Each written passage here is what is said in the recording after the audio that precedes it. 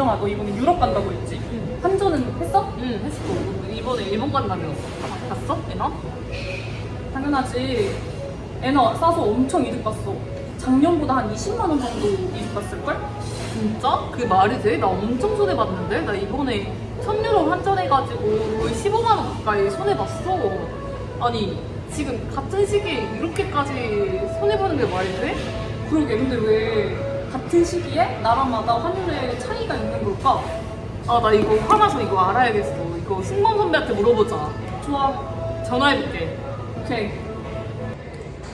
선배 혹시 전화 되세요? 저 지금 세원이랑 같이 있는데 세원이 이번에 일본 엔화 바꾸는데 엄청 싸게 바꿨는데 저는 이번에 유로 엄청 비싸게 바꿨거든요? 왜 이렇게 차이 나는 건지 알려주세요. 너네 대학생이 그것도 몰라? 이따 9시에 줌으로 들어와. 네.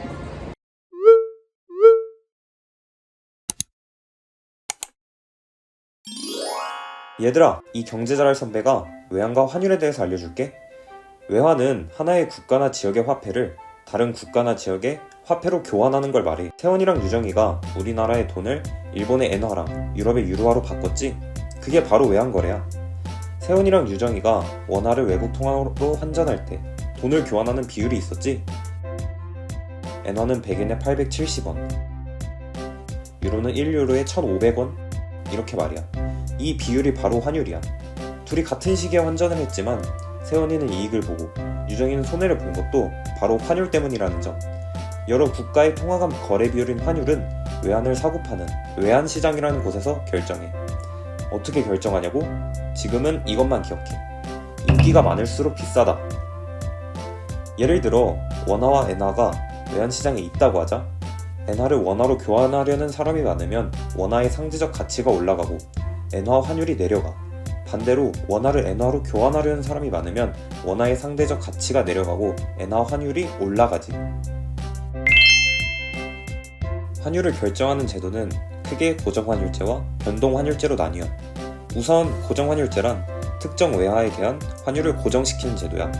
환율을 고정하면 우리 통화에 인기가 많아져도 환율이 내려가지 않고 인기가 적어져도 환율이 올라가지 않아서 안정적이라는 장점이 있어. 반면 변동환율제는 외화의 수요와 공급에 따라 자율적으로 환율이 결정되는 제도야. 수요가 증가, 즉 인기가 많아지면 환율이 어떻게 될까? 맞아, 환율이 내려가. 반대로 수요는 적고 공급이 늘면 환율이 오르겠지. 우리나라를 포함해서 대부분의 국가들은 지금 변동환율제를 선택하고 있어. 너희 혹시 뉴스에서 달러 환율이 1년 내 최고를 기록했다 라는 이야기를 들은 적 있어? 환율은 정말 중요한 경제 지표 중 하나야. 첫 번째로 우리는 환율을 통해 다른 나라 사이의 물건값을 비교할 수 있어. 예를 들어서 같은 사과폰이 미국에서는 1,300달러이고 우리나라에서는 170만원에 판매된다고 하자. 이렇게 보면 우리나라에서 더 비싸게 파는 것 같지? 하지만 환율을 계산해보면 우리나라에서 사과폰이 더 저렴하게 판매되고 있다는 것을 알 수 있어. 두 번째로 환율은 국제적인 경제활동에서 중요해. 환율이 높아지면 우리나라의 원화의 가치가 낮아서 외국 물건을 더욱 비싼 가격에 사야 하고 해외여행을 대비해 환전할 때에도 유정이처럼 손해를 볼 수 있어. 그리고 외국 투자자들이 우리나라에 돈을 투자하지 않고 떠날 위험도 높아지지. 하지만 다른 나라의 물건을 판매하는 기업은 이익을 보기도 해. 우리나라 물건이 해외에서 저렴해지거든. 반대로 환율이 낮아지면 우리나라 원화의 가치가 올라가서 외국 물건을 더욱 저렴하게 살 수 있고 환전할 때에도 이익을 볼 수 있어. 외국의 투자도 증가하지. 하지만 다른 나라의 물건을 판매할 때 가격이 올라서 수출이 감소할 수 있지. 특히 우리나라는 국제적인 경제활동이 정말 활발한 나라라서 환율이 더욱 중요해. 이제 환율이 어떻게 변동하는지 살펴보자. 환율 변동의 요인은 정말 다양하고 복잡해. 기본적으로 환율은 외환시장의 수요와 공급에 따라 결정되고 환율 변동에는 단기적 요인과 장기적 요인이 있어. 단기적 요인 중에서 첫 번째로 환율은 외환시장 참가자들의 기대나 주변국의 환율 변동, 각종 뉴스 등에 따라 영향을 받아. 예를 들어 주요 교역 상대국의 환율 변동이 자국 통화 가치에 영향을 줄 수 있어. 수출 경쟁 관계에 있는 나라의 통화 가치가 감소하면 우리나라의 수출 경쟁력이 약화될 것이라는 기대가 생겨서 외환 공급이 감소하고 우리 통화 가치도 떨어질 수 있어. 두 번째로 각종 뉴스도 단기적인 환율 변동에 영향을 미쳐. 예를 들어 2010년 5월 천안함 침몰 조사 결과가 발표되었을 때 지정학적 위험이 부각되면서 원달러 환율이 일시적으로 큰 폭으로 상승했어. 이처럼 뉴스나 사건이 환율에 큰 영향을 줄 수 있어. 세 번째로 금리도 큰 영향을 미쳐. 금리가 높으면 외국인 투자자들이 더 높은 이자를 받기 위해 그 나라 통화를 사들이게 돼. 예를 들어 우리나라 금리가 높아지면 외국인들이 원화를 사서 투자하려고 할 테니까 원화 가치가 올라가고 환율이 내려가겠지. 반대로 금리가 낮아지면 환율이 올라갈 거야. 장기적 요인으로는 첫 번째, 경제 여건의 변화야.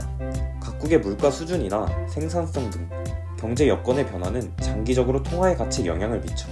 예를 들어 우리나라의 경제가 튼튼하고 생산성이 높아지면 원화의 가치가 올라가서 환율이 내려가겠지. 반대로 경제가 나빠지면 원화 가치가 떨어지고 환율이 올라갈 거야. 두 번째로 물가 수준의 변동이 있어. 물가 수준은 환율 결정의 가장 근본적인 요인 중 하나야. 통화 가치는 재화와 서비스, 자본 등에 대한 구매력의 척도이기 때문에 환율은 상대 물가 수준에 의해 결정돼. 만약 우리나라의 물가가 상대적으로 낮아지면 원화 가치가 올라가서 환율이 내려가게 돼. 세 번째로 대외 거래와 거시 경제 정책이 있어. 대외 거래, 거시 경제 정책, 생산성 변화 등 장기적으로 환율에 영향을 미쳐. 예를 들어 우리나라의 생산성이 다른 나라보다 더 빠른 속도로 향상되면 원화는 절상되고 생산성이 악화되면 절하될 거야. 이는 생산성 개선이 재화 생산 비용 절감과 물가 하락을 유도하기 때문이야. 그런데 같은 시기인 현재 엔화는 싼데 유로는 왜 비쌀까? 이것도 단기적 요인과 장기적 요인으로 나누어서 설명할 수 있어. 일본 엔화가 싼 이유는 일본의 경제 상황과 관련이 있어. 최근 일본의 경제 성장이 둔화되고 물가 상승률이 낮아지면서 엔화의 가치가 하락했어. 또한 일본 중앙은행이 초저금리 정책을 유지하면서 엔화의 가치가 더 떨어지게 됐어. 일본의 경제 여건이 상대적으로 약해지면서 외환시장에서 엔화의 수요가 줄어든 거지. 반면에 유로화는 상대적으로 비싼 이유가 있어. 유럽의 경제가 안정적이고 물가 상승률이 높아지면서 유럽 중앙은행이 금리 인상을 단행했어. 금리가 높아지면 외국인 투자자들이 더 높은 수익을 기대하면서 유로화를 많이 사들이게 돼. 그래서 유로화의 가치가 상승하고 유로화가 비싸진 거야. 이렇게 다양한 요인들이 각국의 통화 가치에 영향을 미쳐서 유정이가 세원이와 같은 시기에 유럽과 일본을 가더라도 통화의 가치가 다르게 변동될 수 있는 거야. 이해됐지? 이제 환율이 실제로 우리 삶에 어떤 영향을 미치는지 알아보자. 첫 번째로 수출과 수입에 큰 영향을 미쳐. 일반적으로 환율이 상승하면, 즉 원화의 가치가 하락하면 우리나라의 수출 품목 가격이 상대적으로 저렴해져서 수출이 증가하게 돼. 수출이 증가하면 경상수지가 개선되고 이는 곧 생산 및 노임 증가로 이어질 수 있어. 우리나라의 기업들이 더 많은 물건을 팔게 되니까 공장도 더 많이 돌아가고 사람도 더 많이 고용하게 되지. 두 번째로 소비자 물가에 영향을 미쳐. 환율이 올라가면 수입품 가격이 비싸지기 때문에 수입하는 원자재나 부품의 가격이 올라가서 제조업체의 생산 비용이 증가하게 돼. 그러면 제품 가격도 오르니 결국 우리의 일상생활에서 물가가 상승해. 반대로 환율이 내려가면 수입품 가격이 싸져서 물가가 안정될 수 있어. 세 번째로 기업의 외채 상환 부담이 커져. 원화 가치가 떨어지면 외화로 빌린 돈을 갚는 비용이 더 많이 들게 돼. 예를 들어 달러로 빌린 돈을 갚으려면 더 많은 원화를 준비해야 하니까 기업의 재정적인 부담이 커질 수 있어. 마지막으로 해외여행과 유학 비용에도 영향을 줘. 관광 산업에도 영향을 미쳐. 환율이 상승하면 외국인 관광객들에게는 우리나라가 더 저렴하게 느껴져서 관광객이 늘어날 수 있어. 반면 우리나라 사람들이 해외여행을 갈 때는 더 많은 비용이 들기 때문에 부담이 커질 수 있지. 이렇게 환율은 우리 경제 전반에 큰 영향을 미쳐. 그래서 환율 변동을 잘 이해하고 대처하는 것은 중요해.